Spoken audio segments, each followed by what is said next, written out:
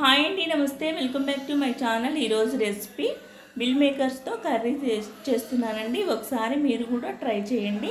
First stove on చేసుకొని ఒక గిన్నె పెట్టుకొని దాంట్లో కొన్ని వాటర్ పోసుకోవాలి. వాటర్ పోసుకున్న తర్వాత ఒక కప్ మిల్ మేకర్స్ వేసుకొని అవి ఉడికించి చల్లారిన తర్వాత వాటిలో ఉన్న వాటర్ తీసేసి పక్కన పెట్టుకోవాలి.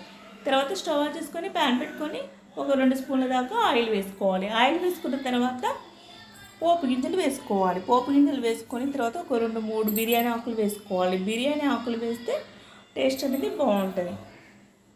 తర్వాత దాల్చిన చెక్క, 2 లవంగాలు, ఒక యాలక్కాయ వేసుకొని ఆనియన్స్ వేసుకోవాలి. ఆనియన్స్ బాగా మగ్గిన తర్వాత పసుపు వేసుకోవాలి. పసుపు వేసుకొని బాగా కలుపుకోవాలి. కలుపుకున్న తర్వాత టమాటా ముక్కలు వేసుకోవాలి.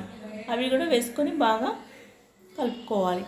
కలుపుకున్న తర్వాత కొంచెం సాల్ట్ వేసుకోవాలి. టేస్ట్కి తగ్గట్టు సాల్ట్ వేసుకొని కలుపుకొని మూత పెట్టుకొని కొంచెం మగ్గించుకోవాలి.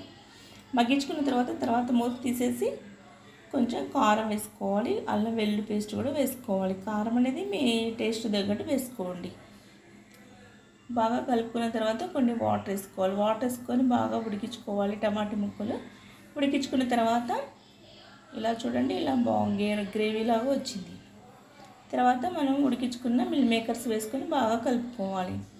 కలుపుకున్న తర్వాత కొన్ని వాటర్ పోయాలి మళ్ళీ, ఎందుకంటే గ్రేవీ అనేది బాగా రావాలి. తర్వాత మూత పెట్టుకొని మగ్గించుకోవాలి. మగ్గించుకున్న తర్వాత కొంచెం ధనియాల పౌడర్, గరం మసాలా వేసుకొని బాగా కలుపుకోవాలి. తర్వాత లాస్ట్ కొత్తిమీర వేసుకొని కలుపుకొని దించేయాలి. అంతే, మిల్ మేకర్స్ టమాటా కర్రీ రెడీ.